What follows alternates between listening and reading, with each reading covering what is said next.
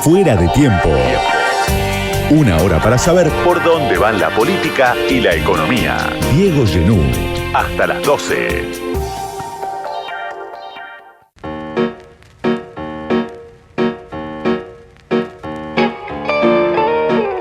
Fernanda Minio es militante del Frente Patria Grande, fue secretaria de Integración Sociourbana durante el gobierno del Frente de Todos y bueno, milita desde hace tiempo junto a Juan Grabois. Gracias, Fernanda, por venir a Fuera de Tiempo. Gracias a ustedes por la invitación. Bueno, empiezo por algo de actualidad. Hace unos días nada más el Papa Francisco hizo un encuentro con los movimientos populares a 10 años de aquel encuentro que había organizado Francisco poco después de asumir como Papa, y llegaron definiciones muy fuertes de Francisco sobre la Argentina de Milei, ¿no? Una crítica profunda a la represión, al uso del gas pimienta, la decisión del gobierno de no invertir en justicia social lo que se invierte en represión, bueno, algunos otros conceptos del Papa que ya hace tiempo viene repitiendo, la centralidad del pobre para su idea de lo que debe ser una sociedad. Y te quiero preguntar a vos cómo te llegó ese mensaje, cómo te impacta, cómo incide en el territorio, en la militancia, en las organizaciones sociales, un mensaje como el que se escuchó la semana pasada de Francisco. Mira, sinceramente a mí no me asombra un mensaje de nuestro Papa Francisco. Yo soy profesora de catequesis, además de ser militante, antes que todo, profesora de catequesis y un proceso pastoral muy largo, de mucho tiempo, junto a mi esposo, somos catequistas los dos, tenemos cursos de los encuentros para el sacramento de la confirmación, todos los sábados, confirmación para adultos. Nosotros tuvimos todo nuestro proceso militante pastoral, si se puede decir, con ese mensaje de todos los sacerdotes. Por eso no nos asombra que la postura del Papa, porque es siempre la misma, digo, un Papa que siempre se alinea a la doctrina cristiana de la Iglesia, a la pastoral social de la Iglesia. Entonces, digo, todo lo que él nos pueda decir nos sale de ese lineamiento que siempre nos han planteado sacerdotes que han tenido su proceso de vida en los barrios populares, como es el mío, que es en la Cava de San Isidro. Entonces, digo, esto que él hoy cuenta va en línea con eso. Él dice muy claro, no es ideología, esto es no solamente una doctrina humana, cristiana, sino que tiene que ver con la protección siempre del más vulnerable, de los jubilados, de los niños, de quienes son personas con discapacidad, los enfermos. Entonces, digo, va en línea con eso que lo he vivido toda mi vida. Por eso, para mí, que tengo un camino en la fe, no me asombra. Para mí y creo que el protagonismo de la Iglesia hoy en este tiempo, de poner de nuevo estos valores como parece que se hubiesen perdido en la sociedad, es para mí de una gratitud enorme, de una alegría enorme como cristiana, pero por sobre todas las cosas porque tenemos un Papa argentino y tenemos un referente no solamente de la política en el Vaticano, sino también desde la fe, que no se calla nada y que no se va a callar nada ante la injusticia que está viviendo su propio país. Siempre fue claro, Francisco, también cuando era Jorge Bergoglio en Argentina, con su mensaje, el trabajo de los curas villeros, el trabajo con los movimientos sociales, pero nunca me parece había sido tan claro hablando particularmente sobre la Argentina, aludiendo a decisiones de este gobierno. ¿Por qué pensás que fue tan claro y tan crítico en este momento? Yo creo que cualquier militante social, y más si un militante social y cristiano, no puede estar exento de lo que está pasando en la realidad argentina.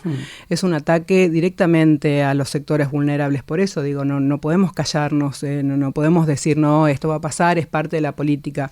Yo que formé parte de una gestión de la política, para mí no era por acá, yo soy cristiana, acá soy la que trabaja en la secretaría. Para mí es una sola vida la que lleva una persona en la fe y tiene que manifestarlo en todos los sectores de la vida. En la política es mucho más complicado. A veces hay como cierto resquemor de decir que una persona es católica, que tiene cierto alineamiento con ciertos valores, pero bueno, es en donde uno tiene que manifestar todo lo que siente. Creo que el Papa ha sido claro en eso, ¿no? En una vida que se acomoda a esto sin mayores eufemismos. Dice que hay que ser totalmente austeros, que hay que llevar una vida correcta con respecto a los valores que nos impone el mismo Jesús. Digo, no se aparta de eso, y cuando habla específicamente de la represión es porque ha sido, como un papa siendo argentino, eso no se lo saca, él no es, ahora es papa, entonces dejó de ser argentino y no mira la realidad.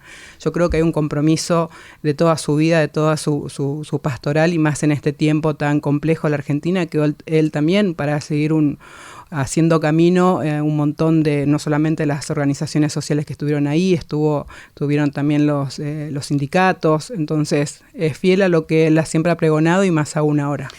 ¿Cuál es la situación hoy en los barrios que vos visitás, en los barrios que vos conocés? Casi 9, 10 meses casi de gestión del Gobierno de la Libertad Avanza. ¿Qué es lo que estás viendo? ¿Qué es lo que más te preocupa de lo que estás viendo en estos meses? Yo creo que en este tiempo el llamado de las organizaciones más en las provincias es constante, si es que sea algo, si se van a hacer los desembolsos para continuar con los proyectos. Creo que eso es la preocupación, y más siendo yo exfuncionaria, creo que tengo que estar al lado de esa lucha, que no se saque de agenda lo que fue la integración social urbana de los barrios, no solamente porque fui funcionaria, sino porque vi en carne propia cómo se transformaron muchos barrios de la mano de sus propios habitantes, siendo quienes se conformaban en cooperativas, quien también es las organizaciones sociales, los mismos sindicatos, la iglesia, los municipios y provincias han formado parte de la gestión. Entonces yo tengo que ir a velar por eso que nosotros hicimos, y sigue habiendo un trabajo enorme, pero se ha atacado de tantos lugares a los barrios populares, no solamente con el desfinanciamiento de lo que fue la SISU, sino que ahora, algo que decía el Papa, se está reemplazando el Estado con un Estado criminal, y lo estamos viendo con el avance del narcotráfico, así como lo hizo. Antes eran cosas que se sabían que pasaban en los barrios, pero teníamos herramientas con que hacerle frente, desde el espacio social, desde el apoyo escolar, desde la olla popular, que se hacía 2 o 3 veces por semana. Hoy no tenemos herramienta para hacerle frente a toda la barbarie que está sucediendo dentro de los barrios, y más el Estado corriéndose.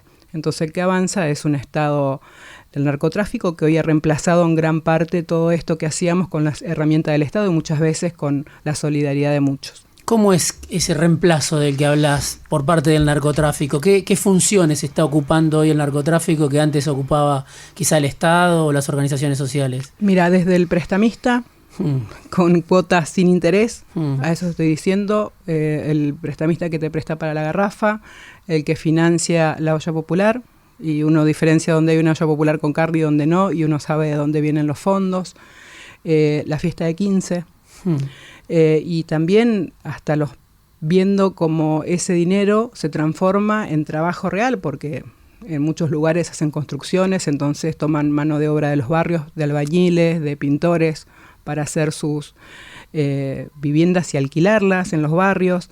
Entonces, como un Estado que siempre estuvo y que era paralelo, pero le hacíamos frente, teníamos herramientas con que desde el espacio cultural, la unidad básica, la iglesia, la capilla, el club, y hoy se ha reducido a muy pocos lugares donde pueden tener financiamiento para contener el abandono y el aumento de los precios y todo lo que ha pasado con el tema de los remedios.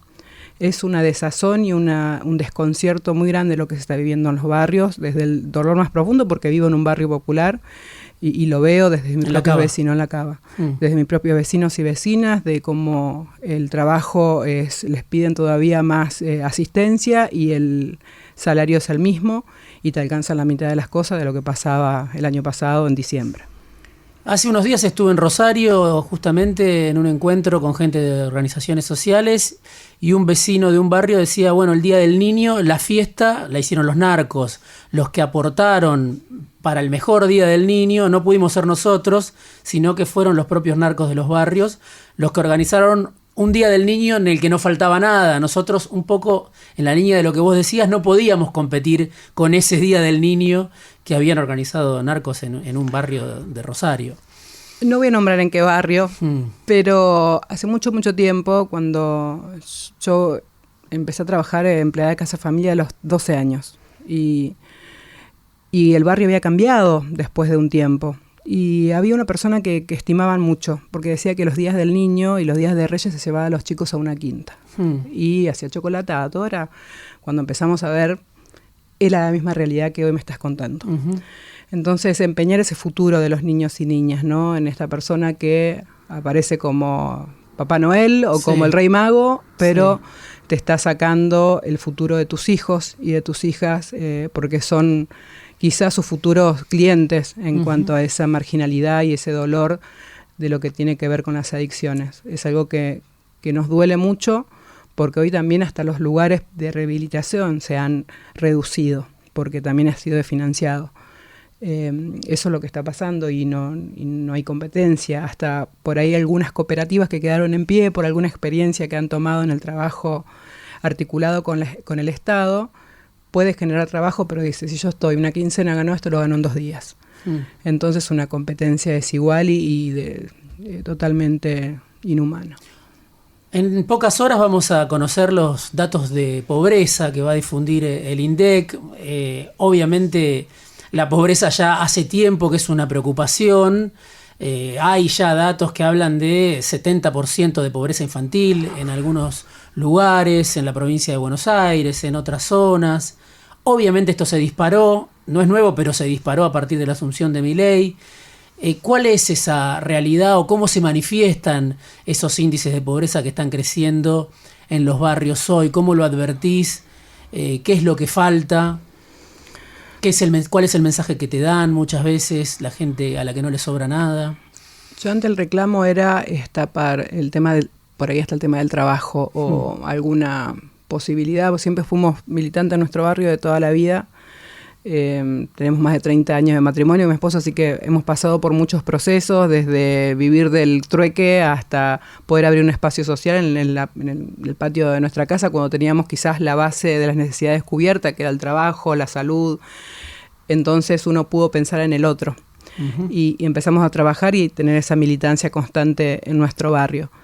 La gente pasó de pedirte trabajo, de poder pedirte la posibilidad de algún patrocinio por alguna violencia de género o por abuso. Ahora todo el reclamo es comida. No hay otro reclamo. O quizás pasa a un segundo lugar. Hoy no llego con la comida, me prestas para la garrafa. Cuando no, caen las manos de las que hablábamos al principio, ¿no? Pero es la comida. Y hoy quizás lo poco que podemos hacer es a los chicos más chiquititos, sentarlos en una mesa y poder brindarle un plato de comida de lo que se consigue solidariamente 2 o 3 veces por semana, o a los abuelos y abuelas del barrio. Antes podíamos y no hacíamos distinción, venían con el recipiente y se iban a compartir en familia. Hoy tenemos que elegir a quién les damos el plato de comida. Eso es muy triste. Te escuchaba en un encuentro con Juan Grabois el año pasado en la presentación de un libro. Y dijiste, muchas veces a nosotros la política nos llega tarde a los barrios, no la entendemos, nos cuesta. ¿Qué tiene que pasar, no? ¿Qué hace falta para que en los barrios populares la gente entienda a la política como una herramienta, más en un contexto como este, hoy con Milei como presidente? Yo lo comparto mucho cuando hacía las visitas para ver que las obras estén llevando un curso totalmente correcto. Yo me apersonaba en muchos de los lugares donde había obra cuando estaba en la gestión y vi cómo la política transformaba realidades, desde la oportunidad de llevar una cooperativa adelante haciendo convenios directamente con el Estado, o los mismos vecinos y vecinas involucrándose porque otros los hacían parte. Creo que cuando vos empezás a decir, no, vos estás más para llenar el micro, ahí empieza a nosotros no entenderlo y decir, viste, es solamente para relleno. Sí, una cosa utilitaria, digamos. Utilitaria de las personas en los barrios populares, pero hemos aprendido mucho en este último tiempo, a los tumbos, quizás medio acompañados o empujados por otros, porque teníamos que tomar las riendas de nuestro destino también. Dejamos hace mucho a la gente de los barrios, hombres y mujeres, de que nos representen y nos traduzcan.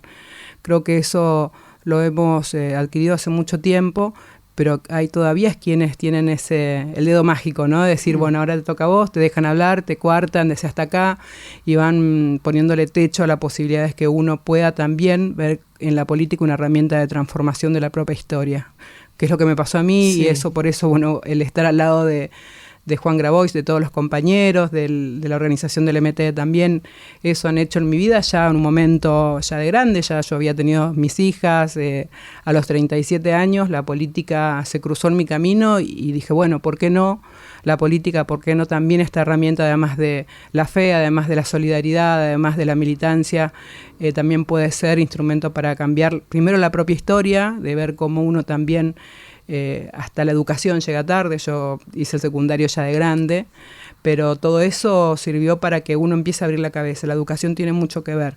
Una compañera de Mendoza me decía que los chicos hoy no van al colegio porque no tienen para el boleto de Mendoza. Digo que no hay boleto estudiantil, uno como lo reduce todo acá, ¿no? A Buenos Aires, me dice no. Pero ese boleto estudiantil está atado al boleto mínimo. O sea, si aumenta el boleto mínimo, también el boleto estudiantil. Y entonces no tienen para el boleto, no van al colegio. Y es todo, dice, y en ese limbo que quedan los chicos que no van al colegio, que se quedan en la casa, que los padres salen a trabajar, es donde entra la adicción y lo llevan y lo tientan, a veces por un par de zapatillas. Es así en Mendoza, es así en Rosario, hablabas recién de Rosario, cuando con bombos y platillos anunciaban que no había habido muertos en un mes. Yo en esa semana me encontré con compañeros y compañeras de los barrios de Rosario, en Córdoba, y me decían, eso habrá pasado en un barrio, que no se detectaron o no lo denunciaron, pero muertos hay todos los días, lo estamos viendo nosotros. Pero bueno, eso no sale cuando el reclamo constante de también la integración sosurbana, lo que ha hecho en los barrios populares de abrir calles y poner luz y que se vaya corriendo el narcotráfico, ¿no? Eso también era una lucha codo a codo de los barrios populares. Bueno, Grabois está claro que es un blanco permanente, ¿no?, del gobierno de Javier Milei. En las últimas horas, cuando volvía del encuentro con el Papa, también hubo un cruce, pero después hubo una reivindicación prácticamente de Patricia Bullrich. Y te quiero preguntar por el Fondo de Integración Sociourbana, justamente, porque desde el gobierno muchas veces se lo cuestiona, se dice no se hicieron las obras, pero Sebastián Pareja, que vendría a ser tu sucesor en el cargo, dice que es una buena herramienta, ¿no? ¿Cómo interpretás el mensaje del gobierno sobre el Fondo de Integración Sociourbana, que por un lado lo cuestionan, dicen no sirvió, no se hicieron las obras, se malgastaron recursos, pero por otro lado lo mantienen y hasta quieren crecer políticamente a partir de esa herramienta, ¿no? Creo que del primer momento se dijo que iba a ser una herramienta, dicho por ellos, no estoy diciendo nada raro. El que me sucedió en el cargo lo vi 2 veces, más para ponerme a disposición para cualquier cosa que surja, y él vio que las obras estaban, que le han llamado propios y ajenos en la gestión diciéndole que era una buena herramienta. Para nosotros es una inversión social, para ellos un gasto, o sea que para el presidente es un gasto, pero para el secretario es una herramienta política, pero también para transformar y llegar a los barrios vulnerables. Eso es muy difícil entender a este gobierno. Yo no me voy a gastar energía ahí, prefiero estar cerca de los compañeros. Se han hecho muchos intentos hubo 2 mesas de Estado narcotráfico que formó parte no solamente Techo, sino también la Iglesia, y que lo hicimos en Quilmes y que lo hicimos en Córdoba. Otras provincias, otros compañeros quieren repetir la experiencia, como en Río Negro y en Mendoza también, haciendo estas mesas, convocando a todos quienes formaron parte de alguna u otra manera de la gestión para que pongan otra vez en debate y que se vuelva a financiar, porque hasta el fideicomiso han sacado. Entonces, todo esto también me llega que este año están haciendo pequeñas, no solamente desembolsos de dinero, sino que el año que viene, como es año de elecciones, van a hacer otra manera, pero bueno. No es el sentido con el que fue creado ese fondo, no es el sentido que le di yo personalmente. Para mí era una urgencia porque ya estamos llegando tarde a muchas realidades y eso es una responsabilidad del Estado, pero ahora te quieren revertir que la justicia social es una aberración. Entonces, ¿cómo arrancás una charla a decir y a discutir estas cosas cuando te dicen que no se toca nada, para que impacte en el déficit fiscal? Dicen una cosa, pero el otro lado dice que van a poner plata en los barrios, pero el año que viene, bueno, es estamos muy hablando difícil. De un fondo que se creó y se pensó durante el gobierno de Macri, ¿no? En Totalmente. Un acuerdo con las organizaciones sociales, una iniciativa que votó el Congreso. Vos decís, los sectores populares están escasamente representados, ¿no? Uh-huh. Creo que en todas las áreas de decisión, pero supongo que te referís específicamente al Estado. ¿Cómo te cambió a vos haber pasado por un lugar de poder, por un lugar de decisión, por un lugar en la función pública? ¿En qué sos diferente a lo que eras hace 4 o 5 años atrás? Creo que estar expuesta, a mí lo que me trajo es una mayor responsabilidad. Yo tenía que volver todos los días, el día por ahí que estaba con alguna visita en provincia o no estaba 2 días en mi casa, pero todos los días me cruzaba con los mismos vecinos y tenía que caminar esas mismas calles y en los barrios donde había obra y era quien le daba la cara a los vecinos de los barrios, a mis propios vecinos, a mis hijas, a mi esposo, a mis compañeros de catequesis de mucho tiempo, a los grupos de militancia.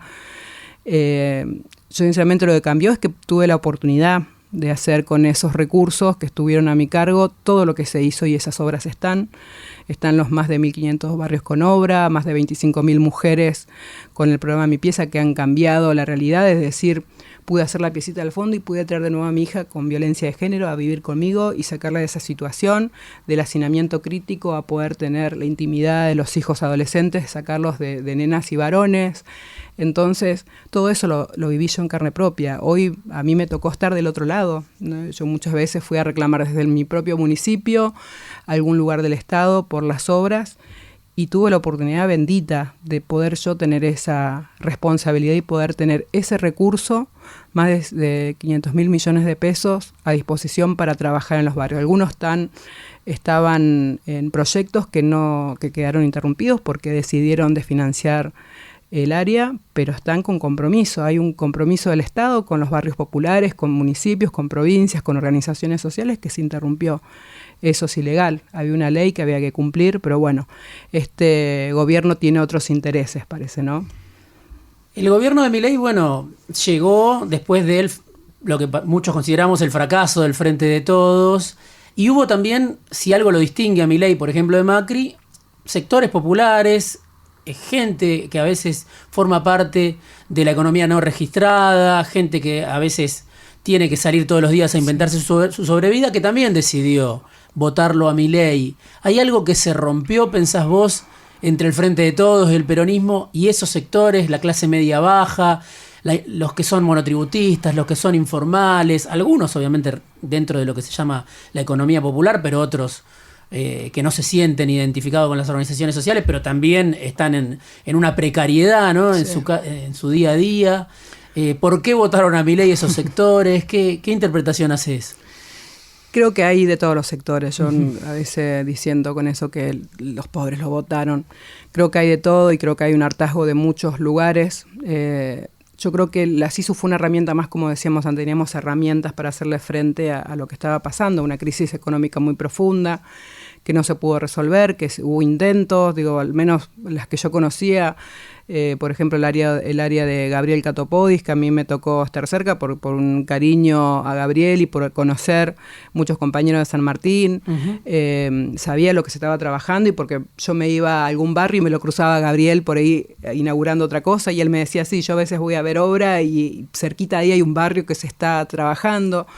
Eso me tocó ver. Otras áreas no, quizás por las obras o por el área que trabajábamos no me tocó cruzar mucho, pero sé que se han hecho cosas, pero ya veníamos de una crisis muy profunda que teníamos herramientas para hacerle frente. Yo quiero herramientas para cambiar esa realidad, no para hacerle frente y siempre desde kilómetros de distancia. Yo quiero ir al lado o adelante de esas crisis, con el tema de la tierra y la vivienda. Nosotros hacíamos lotes, sabíamos que era por donde se tenía que empezar, pero nosotros teníamos que ver la urgencia de la familia que no podía tomar agua hace 5 años, hace 50 años. Con el programa de Mi Pieza, algunas mujeres dicen, la primera vez que tengo una puerta en mi casa. Cuando venimos de tanto tiempo atrás, de mucha injusticia, es muy difícil en 4 años, con una pandemia de por medio, revertirlo completamente. Se necesita mucho tiempo, mucha inversión y mucho trabajo, claro, transparente, que eso hay que exigirlo del Ejecutivo. Nosotros éramos los primeros que presentábamos los balances y por eso todo el ataque que tuvimos al principio de año y todo el trabajo que nosotros presentamos. Pueden seguir inventando y sí, y obviamente el foco de ataque es Juan, es la política que él acompañó, aunque no fue funcionario, y lo atacan porque no hizo las obras. Juan no tenía responsabilidad de hacer nada, en todo caso fui yo la funcionaria, y está todo para que investiguen. Yo hoy no tengo una denuncia de cosas de malversación de fondos ni de precios subidos o inflados. Está todo transparente y las obras están, hay que ir a verlas. Yo no te voy a traer la obra en una bandeja y decir, mira, existen esto que hicimos.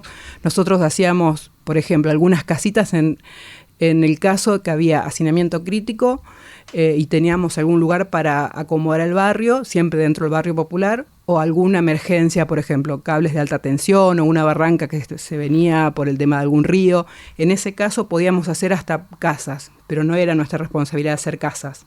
Lo podíamos hacer en ese marco. De hecho, hacíamos lotes con servicio nada más cuando trabajábamos el área de lotes.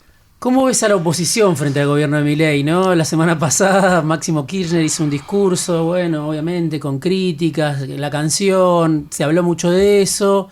Pero Juan Grabois justamente es como una, no sé si llamar una figura bisagra, pero un nexo entre la Cámpora, entre Kicillof. ¿Qué ves que se está discutiendo? Digo, ¿cómo lo interpreta la militancia? Porque hay mucha gente que se queda afuera, ¿no? Estoy hablando de ese 44% que votó en contra de Milei y ve discusiones entre la dirigencia, pero siente que no está representada, ¿no? Sí, yo escuché ayer a un pizzero ahí de mi distrito, de mi municipio, sí, de Bulón, que decía, no nos hablan a nosotros. Sí. Y yo creo que algo que hace Juan muy bien es hablarle a ese sector que está desamparado y que no se reduce solamente a los barrios. Hoy la pobreza ha crecido más del 50% y hoy como que hablará a todo el mundo. Pero también está esa disputa, ¿no? A mí, no es que me duele, pero sí me da cierta bronca, te diría, en ese momento. Después la transformo en cosas para seguir trabajando y ando recorriendo lo que me da la vida. Pero que no se reconozca el trabajo de Juan en la política actual y lo que él representa. Digo, que lo ataquen en un aeropuerto, sí, porque viene, sí. Yo digo, no es gratuito. Juan se juega intereses y hoy está hablando de los recursos naturales. No se queda en la chiquita, por ahí él mismo dice de lo que es pasional y obviamente tiene sangre en las venas y se enoja con ciertas injusticias, pero tenemos nosotros un lineamiento político y el plan de desarrollo humano integral. Nosotros defendemos lo que Juan representa, no solamente por lo que significa Juan, sino por todo el proyecto que representa, que él ve a la política como un medio y no como un fin. Eso es lo que nos ha enseñado y nos ha mostrado en este tiempo.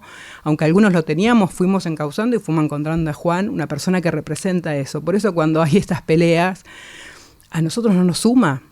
Digo, obviamente tenemos que hacer, no vamos a prendernos en esa disputa porque sabemos lo valioso de ambas fuerzas, pero sé que Juan sintetiza lo valioso de las disputas hoy, que quizás no dejan pensar y darle una declaración clara o un mensaje claro a esta parte de la sociedad que se siente afuera de todo esto porque la está pechugando todos los días, porque tiene que pagar una boleta de luz, porque tiene empleados, porque no tiene para comer, porque no tiene para remedios. Entonces, cuando están todos estos problemas y la gente termina odiando la política cuando ve estas peleas de pasillo. Digo, hasta están más interesantes las peleas de la esquina de mi barrio que estas peleas que se dan, que no nos llevan a nada y que nos dejan en desventaja contra esto monstruoso que tenemos como gobierno. Es de alguna manera una forma de, fortalecer al gobierno de Milei, ¿no? Porque pareciera que la oposición a veces está todavía en la confusión o en disputas internas. Digo, cómo lo ve, y uno lo ve en la calle o en las redes, ¿no? Se habla de eso, ese tipo de valoración, donde no se entiende muy bien. ¿Por dónde ves vos que la oposición puede ofrecer una alternativa a la sociedad que rechaza a Milei? Sí, yo creo que gran parte de las personas con las cuales me he cruzado y me sigo reuniendo en barrios populares, lo que fue la gestión, no sabe ni siquiera quiénes son algunos personajes que están peleando.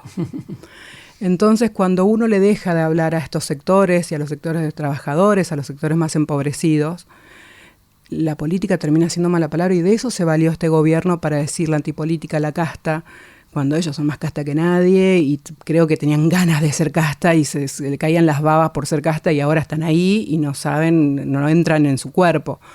Pero yo creo que la política, en vez de gastar el tiempo en estas peleas que no llevan a ningún lado, tienen que salir a los barrios, a esta solidaridad misma que pregonamos, a ver si la podemos manifestar estando al lado del que necesita. Son estas, me llevo de esto que hablaba este señor de la pizzería el año pasado, ayer, en un programa, de decir... que le pedía a la política. Le pedía a la política que dejen de hablar a ese 20% y que le hable al otro 80% que la está pasando muy mal porque vamos a seguir empeorando. Yo creo que muchos se han equivocado y hoy nos toca abrazarlos y nos toca decir, bueno, empecemos de nuevo, pero te van a decir con lo mismo de siempre, no. aunque ahora están casi todos los mismos siempre de hace como 40 años. Pero tenemos que dar una alternativa y decir cómo vamos a hacer las cosas. La gente ya no compra espejitos de colores ni una carita. Compra a ver cómo salir adelante en esta crisis que nos está dejando sin futuro. ¿Y el apoyo a Milei cómo lo ves? ¿Empieza a resentirse? ¿Qué percibís? Sí, Digo, de los que apostaron y creyeron en Milei, ¿no? Hoy creo que tienen vergüenza de decir que han apoyado al candidato. Creo que compraron esa desesperación, el cobrar en dólares, el que está la lucha de la casta, y las personas que votaron, muchas de ellas yo las conozco y me dicen, bueno, yo no pensé que íbamos a estar peor todavía. Pensé que lo que llegamos era el tema de la escuela, que eso era algo que teníamos básico, que eran los servicios, que la SUBE no la iban a tocar, que el hospital siempre iba a tener para atender y te iban a dar un antibiótico. Pero no sabía que venían por todo eso. Es verdad que venían por todos nosotros. Fernanda, gracias por este rato en Fuera de Tiempo. Fernanda Minio, militante del Frente Patria Grande, ex secretaria de Integración Sociourbana, pasó por este programa esta noche. Fuera de Tiempo. Una hora para entender la política en este mundo inestable. Diego Genú. Hasta las 12.